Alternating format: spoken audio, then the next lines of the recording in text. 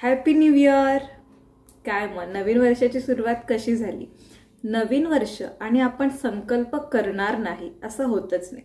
आपण लहान असल्यापासून ते आत्तापर्यंत दरवर्षी काही ना काहीतरी नवीन संकल्प करत आलो. पण मग आपल्याला कळलं की आपण संकल्प फक्त करतो, ते फॉलो तर नाहीच करत. मग दरवर्षीप्रमाणे हे वर्ष सुद्धा असंच घालवायचं असंच आपण ठरवतो आणि कदाचित काहीतरी ठरवतो पण ते कधीही फॉलो करत नाही. पण आज मी तुम्हाला कोणतंही लेक्चर देणार नाहीये, जास्त बोर करणार नाहीये, पण 2024 मध्ये कोणत्या गोष्टी तुम्ही केल्या पाहिजेत ते मी तुम्हाला सांगणार आहे. कशासाठी? तर म्हणजे हे करा ते करा असं काही नाहीये. तर आपल्या स्वतःसाठी, स्वतःला छान वाटण्यासाठी, स्वतःला एक पाऊल पुढे घेऊन जाण्यासाठी हे तुम्ही केलं पाहिजे. हे मला तुमच्यापर्यंत पोहोचवायचं आहे. कारण आपल्याला असं असतं की आला दिवस ढकलायचा, आला दिवस ढकलायचा. तर नाही, 2024 हे वर्ष आपल्या सगळ्यांना, मला, माझ्या यूट्यूब फॅमिलीला आणि सगळ्यांना खूप छान गेलं पाहिजे. त्यामुळे ह्या काही छोट्याशा tips. So let's get started. तर काही इम्पॉर्टंट 10 पॉईंट मी तुमच्यासोबत शेअर करणार आहे. तर जास्त न रेंगाळता आपण चालू करूया. तर आपला फर्स्ट पॉईंट आहे पॉझिटिव्ह थिंकिंग, पॉझिटिव्ह थॉट्स. तर सगळ्यात आधी ह्या वर्षी आपल्याला सकारात्मक विचार करायचे आहेत, पॉझिटिव्ह विचार करायचे आहेत. कारण जेवढा आपण पॉझिटिव्ह विचार करू, पॉझिटिव्ह वागू, तेवढ्या गोष्टी आपल्या आजूबाजूला पॉझिटिव्ह होणार आहेत. त्यामुळे जेवढं जमेल तेवढं पॉझिटिव्ह विचार करण्याचा प्रयत्न करायचा आहे. Next point, avoid negative thinking. खूप वेळा असं होतं की आपण खूप जास्त नकारात्मक विचार करत राहतो आणि त्यामुळे गोष्टीसुद्धा नकारात्मकच घडत राहतात. त्यामुळे जेवढं जमेल तेवढं निगेटिव्ह विचारांना आपल्यापासून लांब ठेवा. निगेटिव्ह विचार, निगेटिव्ह लोक, निगेटिव्ह गोष्टी, निगेटिव्ह सिरियल्स, वेब सिरीज, जे काही तुमच्या आयुष्यात असं असेल की जे खूप निगेटिव्ह आहे त्याच्यापासून खूप लांब राहा. कारण हा डिफरन्स तुम्हाला कळेल थोड्याच दिवसात. आपल्याला माहीत असतं आपल्या आयुष्यात अशी कोणती व्यक्ती आहे की जी खूप निगेटिव्ह असते कायम. त्या व्यक्तीपासून थोडे दिवस लांब राहून बघा, नक्कीच तुम्हाला जाणवेल की यार खरंच काहीतरी खूप निगेटिव्ह होतं आणि आता मला खूप छान वाटतंय, खूप शांत वाटतं.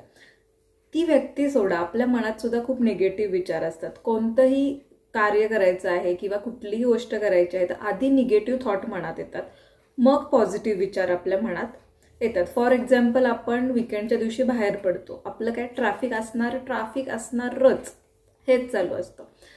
हाच निगेटिव्ह विचार आपण आधी करतो. त्यापेक्षा आपण त्या जागेवर जाणार आहे, तिथे जाऊन जो एन्जॉय करणार आहे तो विचार आपण नाही करत.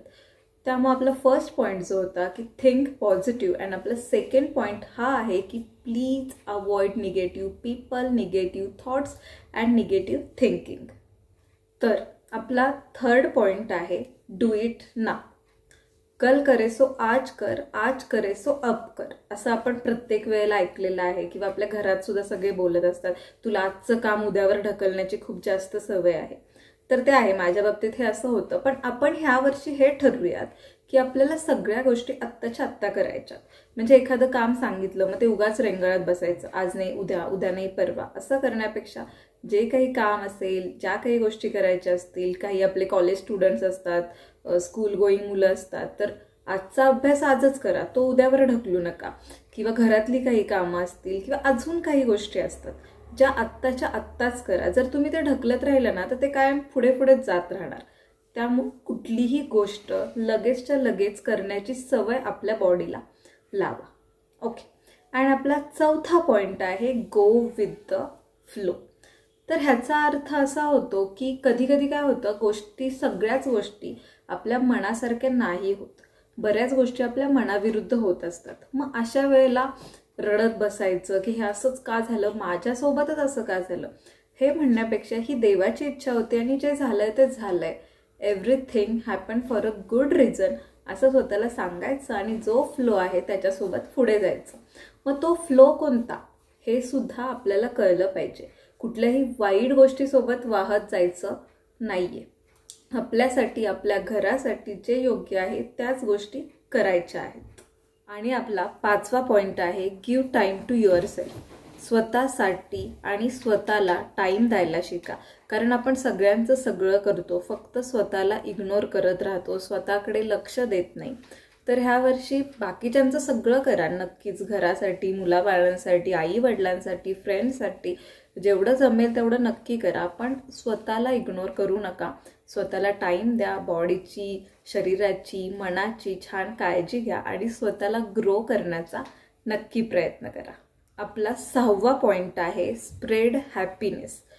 आनंद पसरवत जावा जिथे जाल तिथे. मी कुठेतरी हे वाचलं होतं की रस्त्याने जाताना एखाद्या अनोळखी व्यक्तीकडे बघून छान स्माईल द्या. ती व्यक्ती त्याच्या आयुष्यातले दुःख, टेन्शन, स्ट्रेस सगळं बाजूला ठेवून दिवसभर हा विचार करत बसेल की ती व्यक्ती कोण होती जी माझ्याकडे बघून हसली. तर असं हे जे स्माईल आहे किंवा एखादा जोक क्रॅक करा किंवा म्हणजे जाऊन काहीतरी तुमचं रडगाणं गात बसण्यापेक्षा एखादी छान आनंदाची गोष्ट सांगा की समोरच्याला पण खूप छान वाटेल. बऱ्याच लोकांना अशी सवय असते की ते स्वतः टेन्शनमध्ये असतात, दुःखात असतात आणि ते बाकीच्यांना पण त्याच व्हाईब्समध्ये घेतात, बाकीच्यांना पण तसंच करून टाकतात. तर नाही, असेही आजूबाजूला आपले बरेच लोक असतात ज्यांनी खूप जास्त दुःख फेस केलेलं असतं, ज्यांच्या आयुष्यात खूप जास्त टेन्शन असतं, पण ते कायम स्वतः हॅपी राहतात, दुसऱ्यांना पण हॅपीनेस देण्याचा प्रयत्न करतात. तर त्यांच्यासारखं व्हायला शिका. जेवढा जमेल तेवढा हॅपीनेस, आनंद स्प्रेड करायला शिका. अँड आपला 7वा पॉइंट, फायनान्शियली स्ट्रॉंग व्हा. जितकं जमेल तितकं फायनान्शियली स्ट्रॉंग व्हा.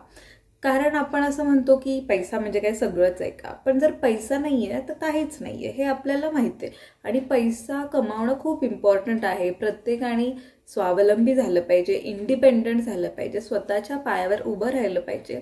हा माझ्यासोबतच आता प्रत्येकाचाच हाच पॉइंट ऑफ व्ह्यू आहे. हे काही वेगळं सांगण्याची गरज नाही. मग पैशाच्याच फक्त मागं लागायचं नाहीये नक्कीच, पण जितका गरजेचा आहे, आपली जेवढी गरज आहे तेवढा तर आपण तो कमवलाच पाहिजे. आणि मला असं वाटतं की जेव्हा आपण फायनान्शियली स्ट्रॉंग होण्याचा प्रयत्न करत असतो ना, तेव्हा कोणतीही एकच बाजू नाही ठेवायची पैसा कमावण्याची. अजून 2-3 सोर्स कसे आपल्याला भेटतील ते बघत राहायचं.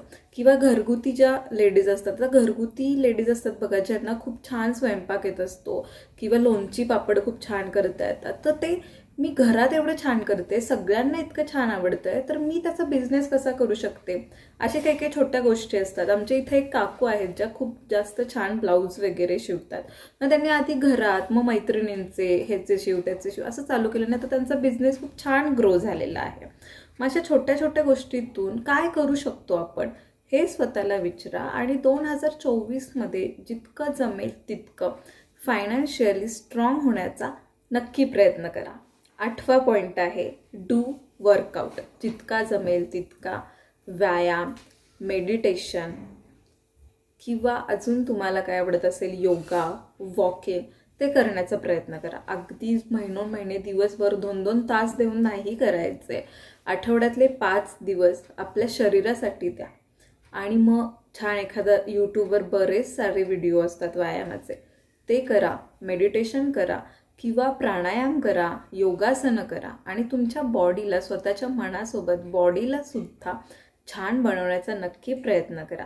कारण आता आपल्याला इंस्टाग्रामवर, यूट्यूबवर बरेच असे शॉर्ट्स व्हिडिओ, रील्स किंवा मोटिवेशनल व्हिडिओज भेटतात. ते आपण बघतो आणि आपल्या मनाला आपण प्रफुल्लित करण्याचा प्रयत्न करत असतो. पण आपल्या बॉडीचं काय? जसं आयुष्यात फोन आलाय तसं मला वाटतं शारीरिक हालचाली कमी झालेल्या आहेत. आपण फक्त बसून असतो, बसून खायचं, हे ते सगळं निवांत चालू असतं. मग आपलं हे जे शरीर आहे ते कधी कष्ट करणार. बऱ्याच लोकांचं मी असं ऐकलंय की ते काय म्हणतात, माझं कामच असं आहे की त्यात माझं खूप चालणं होतं किंवा माझं ते आपोआपच व्यायाम होऊन जातो. नाही, तुमच्या बॉडीला स्ट्रेचिंगची, बॉडीला शांत करण्याची खूप जास्त गरज असते. त्यामुळे जर तुम्हाला जमेल तितकं किंवा अगदी जास्त नसेल होत तर 15 मिनिटापासून चालू करा. पहिले 4-5 महिने 15 मिनिटं व्यायाम करा, नंतर अर्धा तास, मग 1 तास असं वाढवत नाही. पण व्यायाम, योगा, प्राणायाम हे नक्की 2024मध्ये ट्राय करा.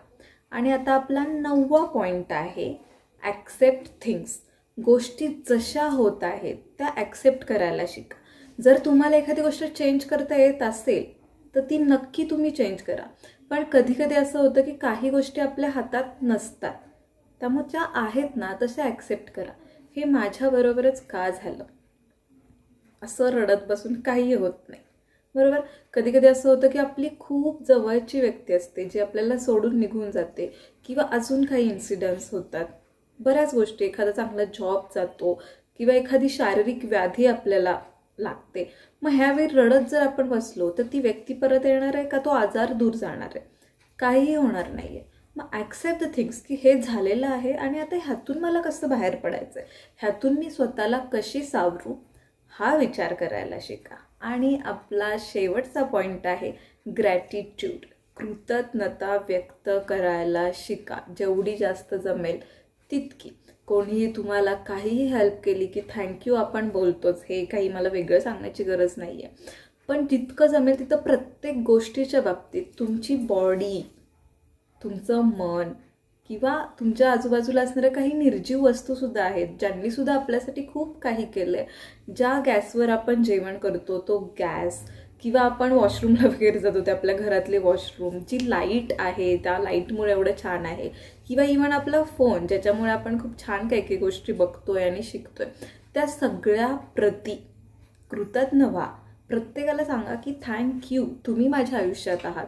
स्वतःच्या हृदयावर हात ठेवून आपल्या हृदयाला सांगा की तू आहेस ना म्हणून मी आहे. आपले हे सुंदर डोळे ज्यांना आपण हे जग बघतोय, हात पाय ज्यांना आपण हवं नको ते सगळं करू शकतो, त्यांना सांगा की थँक्यू, आज तुमच्यामुळे मी हे करू शकते. नक्की आतून आपल्याला छान वाटते. एकदा हे करून बघा. एक दिवस फक्त ठरवायचं की ज्यांनी तुमच्यासाठी खूप काय काय केलं ना त्या प्रत्येकाला भेटून ना ग्रॅटिट्यूड म्हणजे कृतज्ञता व्यक्त करायची, थँक्स बोलायचं. तुम्हाला आणि त्या समोरच्या व्यक्तीला सुद्धा नक्की छान वाटेल. तर अशा छोट्या छोट्या काही गोष्टी 2024मध्ये आपल्याला नक्की करायच्या आहेत, ज्यानं तुमचं मन पण खूप छान राहील, तुमची बॉडी पण खूप छान राहील आणि आजूबाजूचं वातावरण पण खूप छान राहील.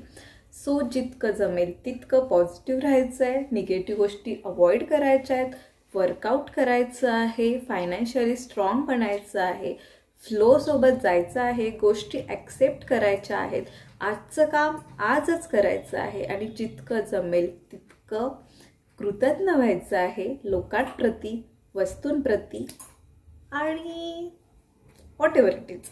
आणि बाकीचे तुमचे छोटे छोटे संकल्प जे असतील ते तुम्ही नक्की फॉलो करताल हे मला माहीतच आहे. तर अशा प्रकारे आपला हा आजचा व्हिडिओ आपण इथेच थांबवूयात. जर तुम्हाला व्हिडिओ आवडला असेल तर लाईक, शेअर, कमेंट आणि आपल्या मराठी यूट्यूब चॅनलला सबस्क्राईब करा. चॅनलचं नाव जरी इंग्लिश असलं तरी चॅनल मराठी आहे आणि मराठी चॅनलला सबस्क्राईब करणं तर बनतंच. पुन्हा एकदा भेटूयात एका नवीन व्हिडिओमध्ये. तोपर्यंत मस्त रहा, स्वस्थ रहा. Shri Swami Samarth. Tata, bye bye.